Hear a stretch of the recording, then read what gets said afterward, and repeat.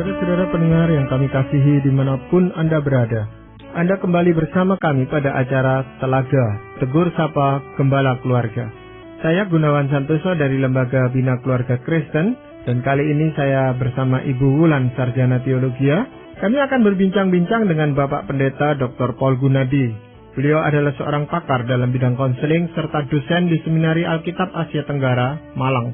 Perbincangan kami kali ini tentang pertengkaran, bumbu atau racun dalam keluarga. Kami percaya acara ini pasti bermanfaat bagi kita sekalian, dan dari studio kami mengucapkan selamat mengikuti. Pak Paul, kalau kehidupan suami istri itu normal-normal aja, pasti pernah terjadi pertengkaran di antara suami dan istri itu. Bahkan orang mengatakan kalau tidak pernah bertengkar itu sih belum berkeluarga yang sesungguhnya, atau kadang-kadang orang tua dan anak. Tetapi kalau keseringan ya juga tidak sehat, saya rasa, hubungan suami istri itu, Pak Paul. Nah, bagaimana kita bisa menentukan itu ini masih dalam taraf yang wajar atau bagaimana gitu, Pak Paul? Betulnya segala jenis pertengkaran merupakan bentuk-bentuk dari perbedaan pendapat ya, Pak Gunawan. Jadi memang suami istri dari latar belakang yang berbeda, tidak bisa tidak tatkala mereka menjalani hidup bersama dan relasi mereka makin mendalam, makin merasa bebas ya untuk mengekspresikan diri. Nah, akan keluarlah pandangan-pandangan atau sikap-sikap yang memang kalau dalam situasi biasa tidak keluar. Nah, akhirnya waktu keluar toh ternyata ya tidak sama dengan pasangannya. Nah, itulah yang menimbulkan perselisihan. Sebetulnya semua perselisihan merupakan bentuk perbedaan pendapat.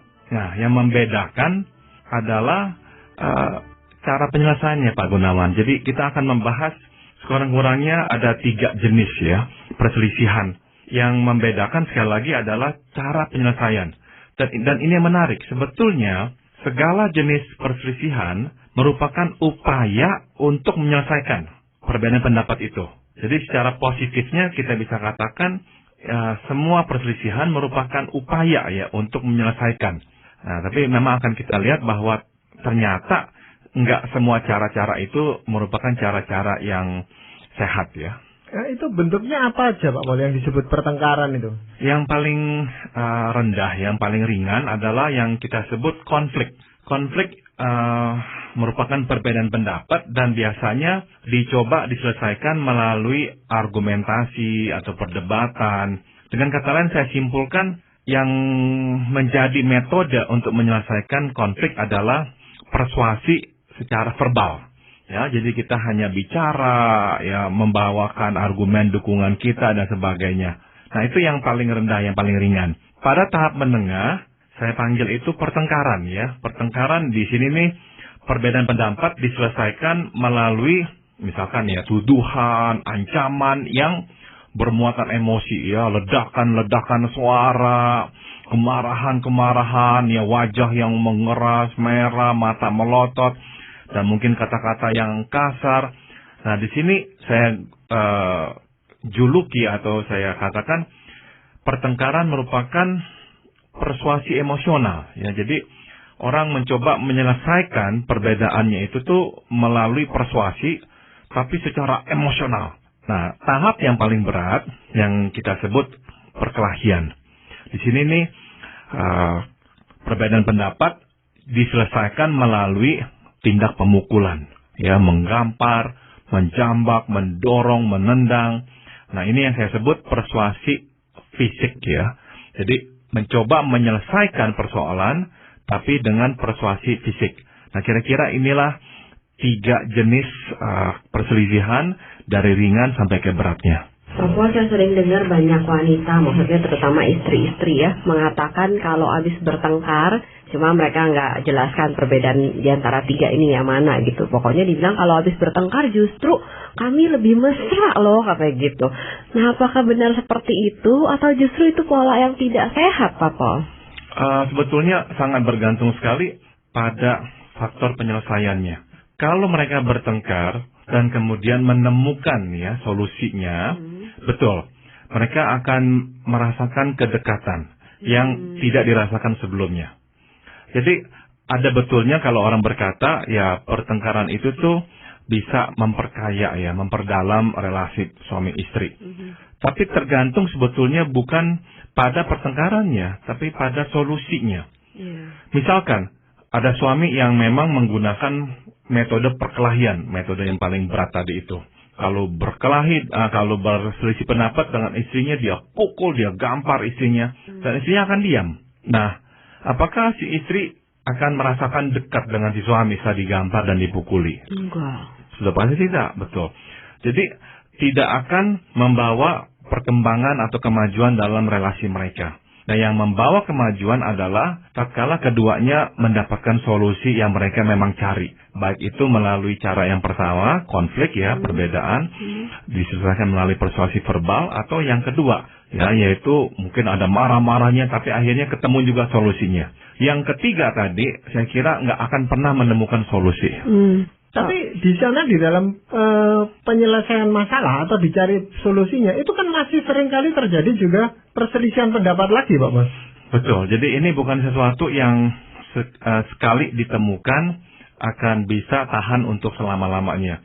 Jadi setelah kita menemukan satu solusi untuk masalah kita ini, di kemudian hari ya akan muncul lagi masalah yang lain dan kita harus bekerja dengan keras lagi untuk menemukan solusi itu. Nah, tapi ini catatan yang harus kita juga garis bawahi.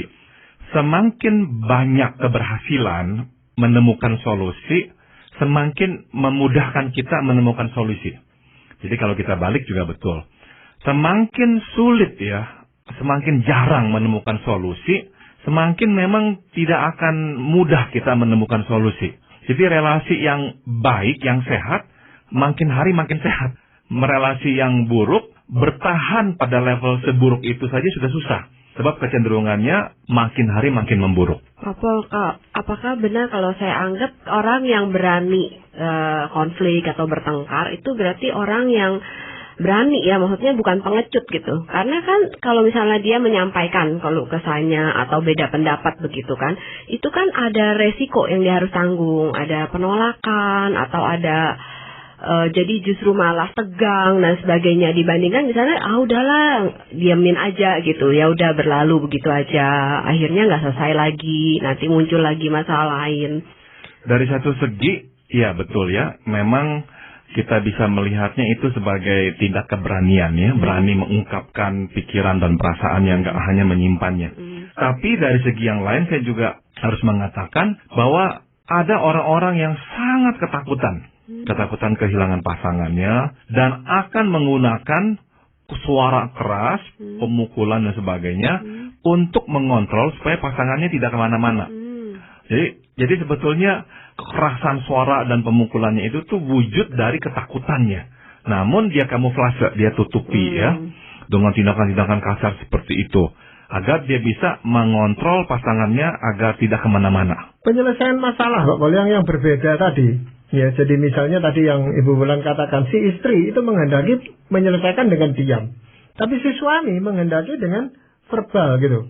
Nah, itu kan sudah tidak ketemu gitu antara mereka, Pak Pol. Yang satu bilang, saya diam aja lah, nanti kita selesaikan lain kali atau bahkan dilupakan atau... Tapi yang laki minta hari ini juga harus selesai gitu. Nah, itu kan mesti dicarikan solusinya lagi, Pak Pol. Nah, dalam kasus seperti itu, keduanya memang mesti menyepakati bahwa misalkan tidak bisa sesegera sebagaimana diharapkan si suami, itu betul ya. Tapi juga tidak boleh selambat sebagaimana diharapkan oleh si istri. Betul, si istri nggak bisa langsung mengeluarkan isi hatinya dan mencoba menyelesaikannya pada saat itu juga. Oke, kalau gitu disepakati. Misalkan sampai kapan? Hari ini, besoknya, atau paling lama misalkan ya sampai besok. Tapi harus dibicarakan. Jadi si suami juga harus menahan diri. Dia nggak bisa memaksa istrinya langsung berbicara. Karena ada orang yang memang nggak bisa langsung berbicara. Tapi sebaliknya dalam kasus ini, si istri juga nggak boleh terus-menerus merasa nyaman dalam kepompongnya. Dan nggak keluar-keluar. Dan berkata, inilah saya nggak biasa untuk mengungkapkan perasaan atau pikiran saya. Nah, tentukan besoknya harus bicara. Jadi itulah yang harus disepakati oleh kedua belah pihak. Ya, itu kalau masalah verbal dan diam gitu, Pak Boy. Tapi kalau tadi yang ketiga, yang perkelahian, di mana si suami itu memukul, jadi menggunakan tangannya, menggunakan kekerasan. Padahal si istri diam, itu kan sudah penganiayaan, Pak Boy. Betul. Nah, ini cukup sering terjadi ya. Saya ingat jurnal perempuan edisi yang 2 edisi yang lalu sebelumnya kita berbicara hal ini, memang memuat satu tema, yaitu tentang kekerasan dalam rumah tangga. Dan itu memang menjadi masalah di tengah-tengah masyarakat kita ya. Banyak sekali istri yang menjadi korban penganiayaan suami mereka. Iya, kok ada pasangan-pasangan tertentu itu yang seringkali bertengkar gitu Pak Paul. Tapi ada pasangan-pasangan yang lain itu yang ya mungkin bertengkar tetapi tidak terekspos keluar gitu. Sehingga kita tidak melihat. Itu apa Pak Paul? Kendati memang banyak ya faktor-faktor yang bisa berpengaruh, tapi ada beberapa ya Pak Gunawan yang bisa kita kenali ya. Kenapa kok pasangan-pasangan ini mudah bertengkar ya? Yang pertama adalah memang terlalu berbeda. Itu memudahkan orang untuk bertengkar ya. Karena terlalu berbeda, penyesuaiannya memakan lebih banyak waktu dan usaha. Ya, makanya pakar pernikahan seperti Norman Wright menekankan bahwa kesamaan dalam pernikahan itu sebetulnya faktor plus, faktor yang menguntungkan. Karena lebih sedikitlah hal-hal yang harus disesuaikan. Lebih banyak perbedaan akan lebih banyak upaya ya, dan waktu yang harus dikeluarkan untuk menyesuaikan diri. Nah, itu salah satu faktor yang membuat orang rawan untuk bertengkar. Berarti kalau ada seringkali saya dengar slogan justru perbedaan itu saling melengkapi gitu, berarti salah Pak Paul? Nggak salah sepenuhnya. Perbedaan, kalau saya boleh koreksi itu kalimat, perbedaan yang akhirnya dapat ya berubah menjadi saling melengkapi. Nah, itu tuh yang memang positif. Tapi dari perbedaan mengubahnya menjadi saling melengkapi itu perlu usaha yang nggak mudah. Cukup susah itu tuh. Kalau bisa mencapai titik di mana saling melengkapi, ya sangat indah sekali. Kelemahan kita dikompensasikan oleh kekuatan pasangan kita. Namun untuk bisa sampai ke titik itu perlu upaya yang sangat keras. Nah, dalam upaya ini nih tidak jarang mereka akan konflik besar. Perbedaannya contohnya apa Pak Bos? Misalkan ada orang yang tadi itu Pak Gunawan katakan ya, pendiam, nggak bisa ya mengutarakan pikirannya, perasaannya secara langsung. Pasangannya kebalikannya, semua akan dikeluarkan, dibicarakan, dan marah detik ini harus marah. Kalau bertengkar detik ini juga harus selesai, harus ada penyelesaiannya dah. Kalau nggak bisa tidur. Nah, itu berarti kan dua perbedaan yang sangat jauh itu. Nah, untuk si pasangan yang diam ya, untuk bisa ngomong itu sangat sulit. Sangat sulit, dia nggak terbiasa. Nah, untuk memaksa dia besoknya juga harus ngomong, itu juga sangat sulit. Kebalikannya buat si pasangannya, yang satunya, dia biasa mengumbar, mau selesai sekarang, tiba-tiba harus diam dan tunggu sampai besok. Wah, dia bisa nggak bisa tidur, dia bisa nggak konsentrasi seharian, tegang, gelisah. Nah, akhirnya dia menuntut, mesti bicara sekarang juga. Nah, itu tuh, untuk sampai ke tengahnya menjadi sangat-sangat sulit. Tapi Pak Paul, saya sering menemukan banyak pasangan yang justru tanda kutip terjebak begitu ya.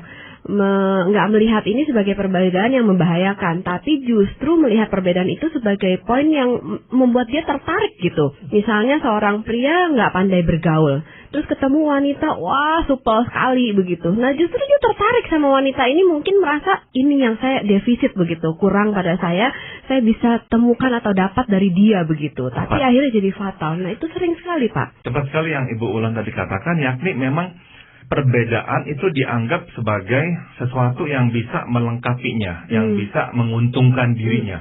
Nah, dia nggak sadari bahwa perbedaan itu tuh nantinya mengganggu dia. Nah, jadi rumus yang bisa kita katakan universal deh ya. Hal-hal yang membuat kita tertarik kuat kepada pasangan kita adalah hal-hal yang akan sangat mengganggu kita dalam pernikahan kelak. Kalau yang berbeda itu maksudnya? Betul. Karena perbedaan itu tuh memang akhirnya mengganggu kita ya, nggak mudah untuk kita terima begitu saja. Apakah ada ciri lain yang lain, Pak? Ada Pak Gunawan. Yang lainnya adalah ini. Kalau tidak dewasa ya, ada individu ya yang tidak dewasa terus kemudian menikah. Nah, apa yang dilakukan olehnya? Dia akan menuntut pasangan untuk memenuhi kebutuhannya ya. Dia tidak pernah belajar bertanggung jawab, ya, tidak pernah menghidupi, menafkahi hidupnya selalu, nggak ada juntrungannya ya dari satu pekerjaan ke pekerjaan yang lain, nggak bekerja untuk waktu yang lama, dan nggak pernah ada masalah karena dicukupi misalkan oleh orang tuanya. Nah sekarang dia menikah, ya akan dia bawa itu kebiasaan, dan dia nggak merasa salah, dia nggak bekerja, dia nggak mencukupi, dia akan minta dari siapa, dari orang tuanya, dari mertuanya, dan dia minta misalnya pasangannya harus mencukupi. Atau ada orang yang memang membawa kebutuhan untuk dimanja, ya nggak bisa itu kalau nggak dimanja. Orang harus senantiasa mengerti keinginannya dan temperamennya. Nah, akhirnya dia menuntut orang untuk memenuhi keinginan untuk dimanjanya itu. Nah, itu tuh kalau pasangan ada satu aja yang tidak dewasa, mudah sekali terjadi konflik. Kecuali yang satunya bersedia mengikuti semua keinginannya. Ya nggak akan ada pertengkaran. Tapi itu adalah pernikahan yang memang tidak sehat. Popol, yang mengherankan justru banyak sekali yang menikah seperti yang dengan pasangan orang yang tadi Popol sebutkan itu gitu. Nah saya berpikir apa waktu berpacaran itu nggak ketahuan begitu ya? Kayaknya waktu berpacaran justru kalau ketahuan kan pasti pasangan juga nggak mau kan. Tapi kayaknya bisa muncul kebalikannya gitu. Si pria ini misalnya kayak tadi dengan ciri-ciri tersebut, tapi dia bisa nggak kelihatan hal-hal seperti itu. Dia bisa memenuhi kebutuhan pasangannya, bisa muncul sebagai orang yang baik dan lain sebagainya begitu. Itu kenapa, Papa? Karena ada hal-hal yang menguntungkan, yang enak, yang baik, yang bisa diberikan oleh sifat itu tuh.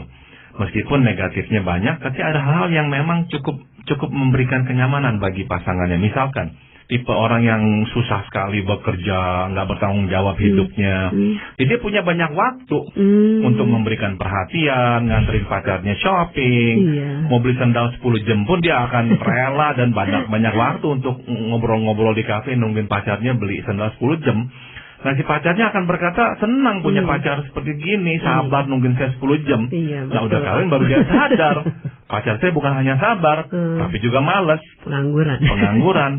Nah yang manja, yang satu akan berkata, enak pacaran sama dia, kolokan, ya minta ini itu. Wah dia merasa dihargai sekali, ya seperti orang yang paling spesial dalam hidupnya karena dimanjai seperti itu. Nah lama-lama baru dia sadar, wah saya berpacaran dengan orang yang manja, tapi sangat ke anak-anak, meminta semua dipenuhi. Nah jadi biasanya ada hal-hal yang enaknya itu tuh pada masa berpacaran. Yang kedua adalah kebanyakan orang akan berpikir begini, ya siapa sih yang sempurna? Nggak ada yang sempurna. Ya kekurangan-kekurangan ini ya terimalah, nanti juga orang bisa berubah. Nah akhirnya harapan-harapan itu tuh menguat ya dalam masa berpacaran, yang membuat dia optimis nanti akan berubah. Ternyata tidak berubah seperti itu. Iya. Jadi kalau yang satu kekanak-kanakan, yang pasangannya itu keibuan atau kebapaan gitu mungkin aman, Pak ya. Ya, untuk sementara, lama-lama akan terjadi konflik. Ya. Betul. Iya. Bagaimana kalau ada orang itu yang mencoba menyelesaikan masalahnya itu dengan mencontoh keluarga yang lain atau pasangan yang lain? Apa otomatis bisa gitu, Pak? Nah, ini salah satu penyebab ya Pak Gunawan, kenapa kok mereka rawan konflik pula. Yaitu ada pasangan yang sudah kadung ya mencontoh ya perilaku orang tuanya bertengkar, marah berteriak. Kalau ada apa-apa langsung harus marah, nggak bisa menahan diri. Nah dia akan ikut, atau apa-apa lari dari rumah. Nah dia akan mengadopsi cara-cara yang tidak sehat itu. Nah kalau dia bawa ke pernikahannya, ya itu menjadi satu bahan ya. Saya langsung saja Pak Gunawan, Ibu Wulan, dengan beberapa ciri yang lainnya ya. Misalnya ini nih, ada orang yang memang tidak takut akan Tuhan. Ya, orang yang tidak takut akan Tuhan cenderung menghalalkan segala cara. Semua juga boleh, ya, mau berbohong lah, apalah. Nah akhirnya ketahuan pasangannya, ya berkelahi lagi karena nggak ada integritas, nggak ada standar moral. Semua boleh ya, berzina juga boleh. Nah, akhirnya pasangannya tahu itu dan terjadilah pertengkaran. Ya mungkin pasangan itu mengira, oh ini sudah Kristen, oh ini seiman dengan saya, pasti takut dengan akan Tuhan gitu pikirnya. Tapi nggak otomatis memang betul Pak Gunawannya. Ada orang yang memang yang mengklaim diri sebagai orang Kristen tapi tidak peduli dan tidak takut akan Tuhan. Nah, akan menghalalkan segala cara. Akhirnya ya terjadilah banyak pertengkaran di rumah tangga mereka. Walaupun yang satunya takut akan Tuhan gitu Pak Bos. Betul. Karena lama-lama dia nggak tahan juga dibohongin terus-menerus, pasangannya berjudi terus-menerus, ya, jadi bahan-bahan pertengkaran. Dan yang terakhir adalah ini ya, berkepribadian bermasalah. Ya, ada orang yang saya sebut memakai orang, mencintai benda dan diri sendiri. Ya, orang harusnya yang dicintai, enggak.